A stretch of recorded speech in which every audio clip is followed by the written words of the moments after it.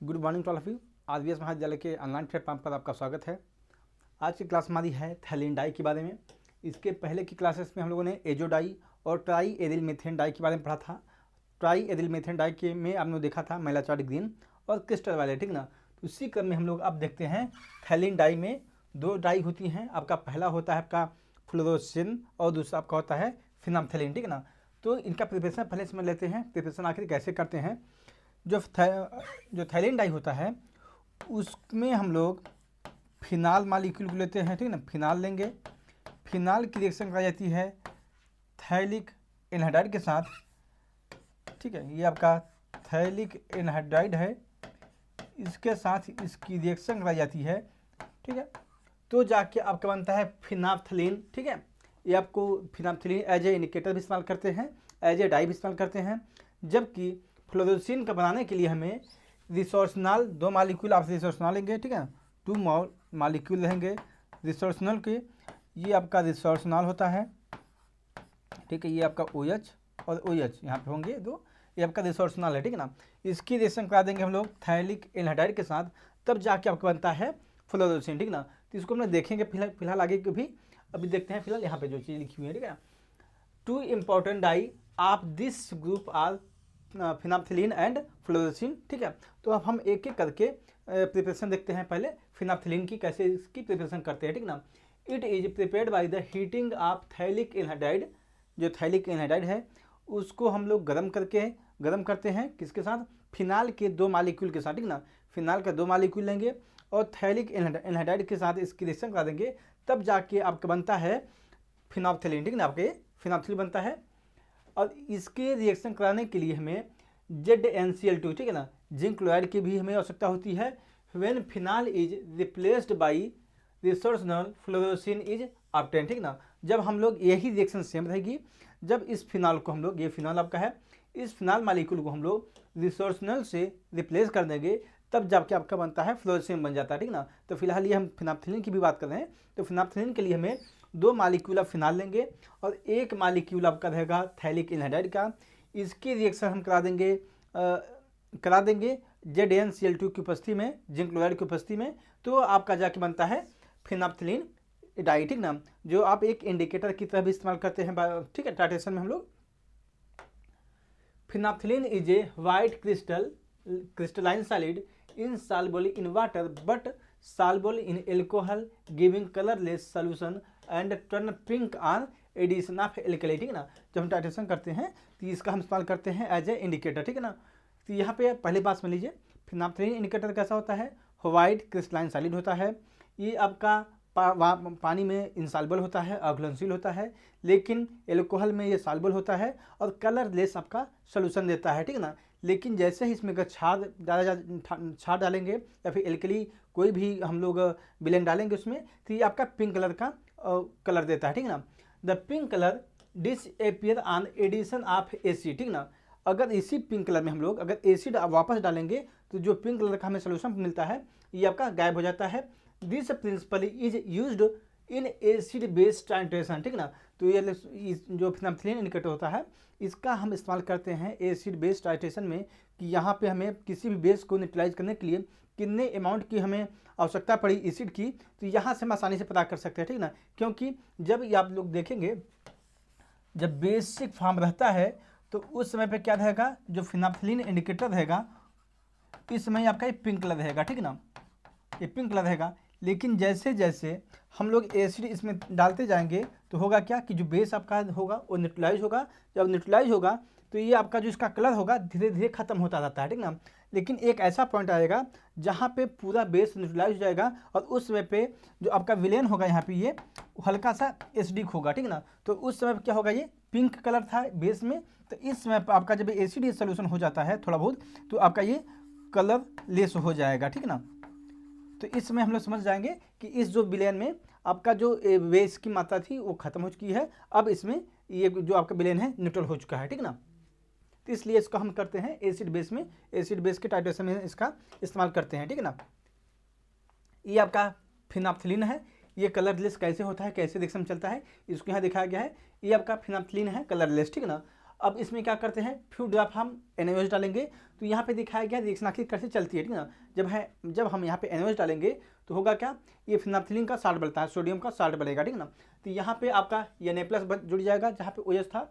अब होगा क्या, जो ये इलेक्ट्रॉन है ये डोनेट कर देगा यहाँ पे, तो अब डोनेट कर दिया तो यहाँ पे अब डबल बांड हो जाएगा, ठीक है ना। अब डबल बांड होने के बाद ये आपका बांड ब्रेक कर जाएगा, ठीक है। अब यहाँ पे इलेक्ट्रॉन से डोनेट किया और वापस से क्या करेगा, ये भी आपका बांड ब्रेक हो जाएगा और डोनेट कर देगा इधर, ठीक है ना। वापस जो यहाँ बांड वाला होगा बांड ये ब्रेक कर जाएगा, ठीक है ना। तो कुल मिला के होगा क्या यहाँ पे, अब ये आपका यहाँ बांड हो जाएगा, यहाँ बांड हो जाएगा और एक यहाँ बांड हो जाएगा, ठीक है ना। अब कि जो ये बांड है ये और ये, ठीक है ना, जो इस कार्बन और ऑक्सीजन के बीच में जो बांड है ये आपका ब्रेक कर जाएगा, ठीक है। तो इस प्रकार से ये आपका क्यूनॉइड स्ट्रक्चर बन जाता है, ठीक है ना। अभी तक ये स्ट्रक्चर जो आपका है ये आपका कलरलेस है, ठीक है ना। जैसे ही आपका क्यूनॉइड स्ट्रक्चर बनता है तो ये आपका पिंक कलर हो जाता है, ठीक है ना। ये आपका पिंक कलर हो गया, ठीक है। लेकिन इसी सोल्यूशन में अगर हम लोग बहुत ज़्यादा मात्रा में अगर क्षार को डाल देंगे, जब हम NaOH को डाल देंगे तो यही कलर जो आपका कलर जो फिनाइलफिलीन का होता है, डाई होता है, ये आपका कलरलेस हो जाता है, ठीक है ना। तो trisodium salt loss of quinoid structure colourless, ठीक है ना। तो होता क्या है इसमें पे, जब यहाँ पर आप देख रहे हैं क्यूनॉइड स्ट्रक्चर है, जब क्यूनॉइड स्ट्रक्चर रहता है तो आपका ये कलर्ड फॉर्म रहता है। लेकिन जब एक्सेस मात्रा में हम लोग डाल देते हैं सोडियम हाइड्रोक्साइड तो उस समय पे जो इसका क्यूनॉइड स्ट्रक्चर होता है वो ब्रेक कर जाता है आपका और ये आपका कलरलेस बन जाता है, ठीक है ना। तो इस प्रकार से आपका ये फिनाइलफिलीन डाई हुआ। अब हम देखते हैं फ्लोरोसिन डाई होता क्या है, ठीक है ना। Fluorescein is a prepared by heating of phthalic anhydride, 1 mole phthalic anhydride के लेंगे विथ रिसोर्स नाल, यहाँ पे इसके 2 मोल रहेंगे, in the presence of anhydride oxalic acid at 200 degree Celsius, ठीक है ना। तो हम लोग फ्लोरोसिन को बनाने के लिए करेंगे क्या, 1 मोल हम लेंगे थैलिक एनहाइड्राइड, 2 मोल लेंगे फिर रिसोर्स नाल को लेंगे और इसकी रिएक्शन करा देंगे हम लोग एनहाइड्राइड एक्जेलिक के साथ और इसकी कराएंगे 200 डिग्री सेल्सियस के पास, ठीक है ना। या फिर हम लोग एक काम कर सकते हैं, जो हम लोग एक्जेलिक एसिड का इस्तेमाल कर रहे हैं उसके बदले कंसनट्रेटेड H2SO4 का इस्तेमाल कर लेंगे और इसके लिए हमें टेम्परेचर चाहिए होगा 110 से 120 डिग्री सेल्सियस, ठीक है ना। तो दोनों में से हम लोग कोई भी इस्तेमाल कर सकते हैं, ठीक है। तो दो मालिक्यूल आप रिसोर्स लेंगे और थैलिक एनहाइड्राइड लेंगे, ठीक है ना। तो अब होता क्या है, आप लोग जैसे जानते ही हैं ये संरचना होती है रिसोर्स नाल की, ये जो संरचना है कुछ इस प्रकार की, आप इस तरीके से बना लीजिए। ये OH यहाँ पे होगा और OH यहाँ पे होगा, ठीक है ना। तो ये आपका रिसोर्स नाल होता है, 2 मालिक्यूल इसके होंगे तो यहाँ पे एक बेंजीन रिंग और होगी, ठीक है। यहाँ पे OH हो जाएगा और यहाँ पे भी OH होगा, ठीक है ना। अब यहाँ पे क्या होगा, एक हाइड्रोजन यहाँ पे है, एक हाइड्रोजन यहाँ पे है और थैलिक एनहाइड्राइड ये आपका रिएक्शन, ठीक है। ये आपका ये थैलिक एनहाइड्राइड है।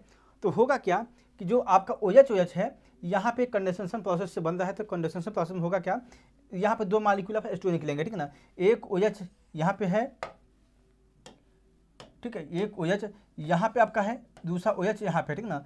यहाँ से क्या निकलेगा, H2 वो बाहर निकल जाएगा, तब होगा क्या, यहाँ पे दोनों के पास OH था, एक ऑक्सीजन यहाँ से हो जाएगा, ठीक है। दोनों कार्बन से एक ऑक्सीजन बच जाएगा, ठीक है ना। अब यहाँ पे हाइड्रोजन आपका है और थैलिक एनहाइड्राइड होगा, ठीक है ना। तो होगा क्या, इसका ऑक्सीजन ये वाला आप देख सकते हैं यहाँ पे इन दोनों का 2 जो रिसोर्स नाल हैं इसके पास हाइड्रोजन है ना, एक एक करके यहाँ पे पैरा पोजिशन पे।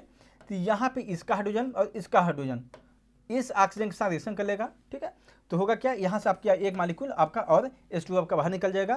तब यहाँ पे कुल मिला के कुछ इस तरीके से आपके बांड बन जाएंगे, यहाँ पे इस तरीके से आपके बांड बन जाएंगे और यहाँ पे क्या होगा, यहाँ पे जो ऑक्सीजन होगा इस तरीके से बांड बन जाएगा, ठीक है ना। तो आपकी संरचना कुछ इस प्रकार से बनेगी। फिर आप देख लीजिए, यहाँ पे आपका OH था पहले, यहाँ पे भी OH था, तो यहाँ से आपका H2O बाहर निकल गया, ठीक है ना। और क्या यहाँ पे क्या था, यहाँ पे भी आपका हाइड्रोजन था, यहाँ पे भी आपका हाइड्रोजन था और यहाँ पे आपका C डबल बॉन्ड O था, ठीक है ना। तो यहाँ से भी आपका निकल गया था H2O, तो 2 मालिक्यूल आप H2 यहाँ से निकल गए थे और ये आपका बनता है फिर आपका फ्लोरोसिन बनता है, ठीक है। और जो फ्लोरोसिन बनता है वो रेड कलर का पाउडर बनता है, ठीक है ना। तो ये आपकी प्रिपरेशन हुई फ्लोरोसिन की, ठीक है। Fluorescein is a red powder, ठीक है, जैसा बताया गया फ्लोरोसिन आपका एक रेड पाउडर होता है, इनसॉल्युबल इन वाटर, पानी में अघुलनशील होगा, but it is dissolve in alkali solution giving beautiful yellow green fluorescence, ठीक है ना। तो लेकिन ये क्षारीय विलयन में आसानी से घुल जाता है और जिसका कलर होता है येलोइश ग्रीनिश कलर का, मतलब हल्का सा पीलापन रहेगा लेकिन हरा कलर रहेगा वो, ठीक है। तो इस प्रकार से कलर देता है, ठीक है ना। अब का ये फ्लोरोसेंस होता है। The sodium salt of fluorescein is known as uranine, ठीक है ना। अब यूरानाइन, अब जो फ्लोरोसिन है इसी का अगर सोडियम साल्ट बना दे रहे हैं तो इसको हम बोलते हैं यूरानाइन, ठीक है ना। Which is used for dyeing wool and silk, ठीक ना, जिसका हम लोग इस्तेमाल करते हैं ऊनी कपड़ों को रंगने के लिए या फिर सिल्क के जो कपड़े होते हैं उनको रंगने के लिए हम लोग इस्तेमाल करते हैं यूरानाइन का, ठीक ना। यूरानाइन क्या होता है? यूरानाइन आपका फ्लोरोसिन का सोडियम साल्ट है, ठीक है। तो ये आपका हुआ फ्लोरोसिन, ये संरचना आपकी जो है पूरी ये संरचना आपकी है, ये पूरी संरचना आपकी है फ्लोरोसिन की है। अब इसी का सोडियम साल्ट, ठीक है ना। सोडियम साल्ट जब हम करेंगे तो होगा क्या, यहाँ पे जो हाइड्रोक्सिल ग्रुप है इनके पास अब एक हाइड्रोजन अटैच हो जाएगा, ठीक है ना। चाहे यहाँ पे अटैच हो जाए चाहे यहाँ पर अटैच हो जाएगा, ठीक है, कहीं भी एक जगह अटैच हो जाएगा, ठीक है ना। जब हम एक्सेस में अगर नहीं डालेंगे तब, अगर हम मान लीजिए NH को अगर एक्सेस में डाल देंगे तब तो दोनों जगह हो जाएगा, लेकिन हम मानते हैं 1 मोल अभी डाल रहे हैं उस कंडीशन में, ठीक है ना। 1 मोल जब हम सोडियम हाइड्रोक्साइड को डालेंगे तो यहाँ पे मान लीजिए या फिर वहाँ पे, ठीक है ना, यही मान लेते हैं लोग, यहाँ पे एक सोडियम अटैच हो जाएगा, ठीक है ना। आपका ये जो संरचना बनती है भाई क्यूनाइड फॉर्म में रहती है और इसको बोलते हैं यूरानाइन डाई, ठीक ना। और इसी का हम लोग यूरानाइन डाई जो होता है इसी को हम लोग इस्तेमाल करते हैं एज डाई, ठीक है। अगर किसको रंगने के लिए? वूल, ऊनी कपड़ों को, ठीक है, और सिल्क के कपड़ों को रंगने के लिए हम लोग यूरानाइन का इस्तेमाल करते हैं, ठीक है ना। ये चीज़ हमें ध्यान रखनी होगी, ठीक है, ठीक है। Two other compound structurally related to the fluorescein are eosin and mercurochrome, ठीक है ना। तो इसी प्रकार से इसी मतलब संरचना में आपका आता है कि इओसिन होता है, मर्क्यूरोक्रोम होता है, ये भी आपका डाई ही होते हैं जो इसका इस्तेमाल करते हैं रंगने के लिए कपड़ों को, ठीक है। तो इसका इस्तेमाल करते हैं वूल, ऊनी कपड़े, ठीक है ना। सिल्क का इस्तेमाल करते हैं, सिल्क को रंगने के लिए करते हैं, और बोर्ड प्रिंटिंग के लिए भी इसका इस्तेमाल करते हैं, ठीक है ना। तो कुल मिला के ये आपका जो संरचना है ये आपकी ये इओसिन है, ठीक है ना। आपका इओसिन है, ठीक है। ये आपकी संरचना ये आपके देख सकते हैं, ये काफ़ी लंबी चौड़ी संरचना है। ये भी आप एक चीज़ देखेंगे तो ये भी आपका रिसोर्सनल है, ठीक है ना। बस यहाँ पे आपका देखेंगे ये आपका मेटा पोजीशन है ना, ये देखिए ये आर्थो पोजीशन है, ये मेटा है, ये पैरा है, ठीक है ना। तो यहाँ पे आर्थो पे आपका ब्रोमीन लगा हुआ है और यहाँ पे एक ब्रोमीन लगा है, ठीक है ना। तो दोनों जगह यहाँ पे ब्रोमीन लगा हुआ है और आपका रिसोर्सनल ही मालिक्यूल है, ठीक है ना ये। और यहाँ पे ये जो मालिक्यूल है ये वाला ये थैलिक एनहाइड्राइड ही है, ठीक है ना। तो कुल मिला के आपका भी ये भी आपका थैलिक डाई ही है।